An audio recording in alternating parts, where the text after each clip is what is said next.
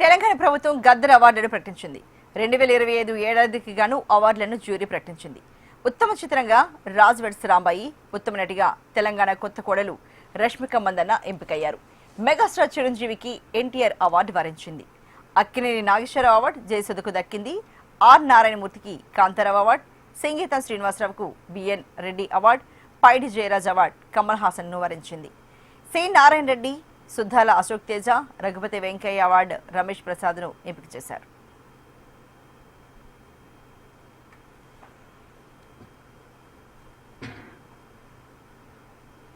అంతకుముందు జ్యూరీ 2025 సంవత్సరానికి ఎంపిక చేసిన తుది జాబితాను జ్యూరీ సభ్యులు తెలంగాణ డిప్యూటీ సీఎం భట్టి విక్రమార్కకు అందజేశారు.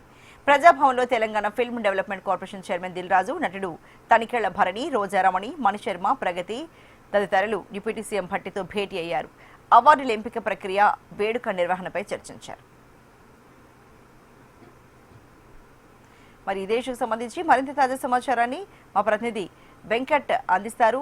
వెంకట్, మరి తెలంగాణలో ఈ అవార్డులకు సంబంధించి డీటెయిల్స్ చెప్పండి. కొద్దిసేపటి క్రితమే ఫిలిం డెవలప్మెంట్ కార్పొరేషన్ అదేవిధంగా ఎన్టీఆర్ సంయుక్తంగా ఈ గద్దర్ అవార్డు 2025 ప్రకటించడం జరిగింది. అందులో ముఖ్యంగా NTR commissioner Priyanka, film development corporation Dil Raju, అంతేకాకుండా సినీ నటుడు తనికెళ్ల భరణి, ఈయన దాదాపుగా సినీ రచయితలకు సంబంధించినటువంటి కేటగిరీలో జ్యూరీలో మెంబర్ గా ఉన్నారు. అంతేకాకుండా చిన్న సినిమాలు అదేవిధంగా డాక్యుమెంటరీ మూవీస్ కి సంబంధించినటువంటి కేటగిరీ జ్యూరీ మెంబర్ గా తమ్మారెడ్డి గారు కూడా ఉన్నారు. ఈ నేపథ్యంలో వీళ్ళ సారథ్యంలో అంతేకాకుండా సినిమా సంబంధించినటువంటి స్పెషల్ జ్యూరీ ఏదైతే ఉందో వాళ్ళంతా కూడా గత నెల రోజుల క్రితం నుంచి కూడా అనేక రకాలైనటువంటి చిత్రాలు, అంటే దాదాపుగా 2025లో రిలీజ్ అయినటువంటి సినిమాలన్నిటికీ కాను ప్రత్యేకమైన స్క్రీనింగ్ జరిగింది. అనంతరం ఈ రోజు కొద్దిసేపటి క్రితమే ఈ అవార్డులను ప్రకటించడం జరిగింది. ముఖ్యంగా చూస్తున్నట్లయితే ఈ స్పెషల్ అవార్డు సంబంధించినటువంటి అన్ని డీటెయిల్స్ కూడా దిల్ రాజు అదేవిధంగా తనికెళ్ల భరణి వీళ్ళు క్లియర్ గా ఎక్స్ప్లెయిన్ చేయడం జరిగింది.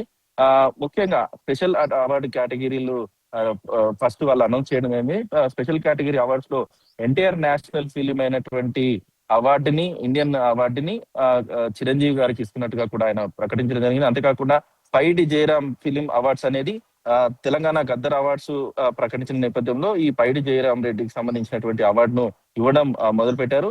అయితే దీనికి సంబంధించినటువంటి అవార్డును కమల్ హాసన్ కి ఇవ్వడం జరిగింది. అంతేకాకుండా బిఎన్ రెడ్డి ఫిలిం అవార్డు సంబంధించి ఆయన డైరెక్టర్ గా ఉన్నారు, అది సంగీతం శ్రీనివాస్ కి ఇవ్వడం జరిగింది. అంతేకాకుండా నాగిరెడ్డి చక్రపాణి ఫిలిం అవార్డు అనేది ఉంది. ఆ అవార్డు మాత్రం చెలసాని అశ్విని దత్ కి ఇవ్వడం జరిగింది.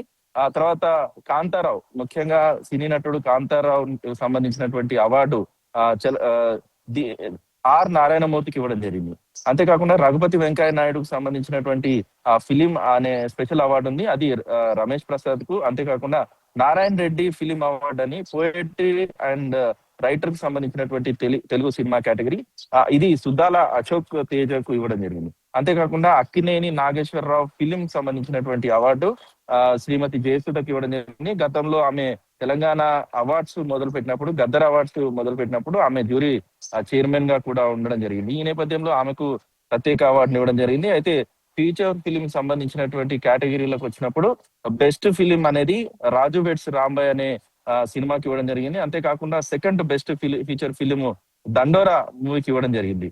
తర్వాత మూడవ బెస్ట్ చిత్రానికి ద గ్రేట్ ప్రీ వెడ్డింగ్ అనే షో అనే సినిమాకు ఇవ్వడం జరిగింది. ఇవి ఈ కేటగిరీకి సంబంధించినటువంటి అవార్డ్స్ ను మొట్టమొదటిగా ప్రకటించడం జరిగింది. అంతేకాకుండా ఫిలిం సంబంధించి ముఖ్యంగా ఈ తెలుగు సినిమాలో 2025 గాను తండేల్ కి సినిమాకు ఈ అవార్డును ప్రకటించడం జరిగింది. అంతేకాకుండా best feature film on environment heritage కి సంబంధించినటువంటి కేటగిరీ ఏదైతే ఉందో దానికి ఈ టైటిల్ కి సంబంధించినటువంటి ఇవిగా అనే ఒక సినిమాకి ఇవ్వడం జరిగింది. అంతేకాకుండా బెస్ట్ డిబేట్ ఫ్యూచర్ ఫిలిం గా కూడా లిటిల్ హార్ట్స్ సంబంధించినటువంటి మూవీకి ఇవ్వడం జరిగింది. అంతేకాకుండా హోల్సేల్ ఎంటర్టైన్మెంట్ ఫిలిం కేటగిరీ సంబంధించి ఉత్తమ ప్రదర్శన ఇచ్చినటువంటి చిత్రాలుగా కూడా కొన్ని సినిమాలు ఇవ్వడం జరిగింది. దాంట్లో సంక్రాంతికి వస్తున్నాం అనే సినిమా, అదేవిధంగా కోర్టు నేపథ్యంలో వచ్చినటువంటి సినిమా కోర్టు సినిమాకి, అదే విధంగా డివోషనల్ కమ్ కొంచెం సైన్స్ ఫిక్షన్ ఉన్నటువంటి సినిమాగా మిరాయికి ఇవ్వడం జరిగింది. దాన్ని బెస్ట్ ఫిలిం ఎఫెక్టివ్ ఫిలిం గా కూడా ఈ ప్రకటన ఇవ్వడం జరిగింది. అంతేకాకుండా బెస్ట్ చిల్డ్రన్ అవార్డు అనేది అనగనగా అనే ఒక సినిమాకి ఇవ్వడం జరిగింది.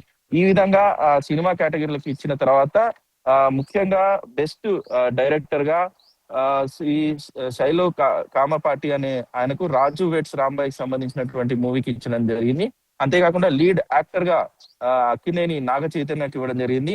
తండేల్ మూవీలో నటించినటువంటి అక్కినేని నాగ చైతన్యకు బెస్ట్ అవార్డు హీరో అవార్డుగా ఇవ్వడం జరిగింది. అంతేకాకుండా లీడింగ్ యాక్ట్రెస్ అవార్డు రష్మిక మందానకు ద గర్ల్ ఫ్రెండ్ సినిమాకి రష్మిక మందానకు ఈ అవార్డు ప్రకటించడం జరిగింది.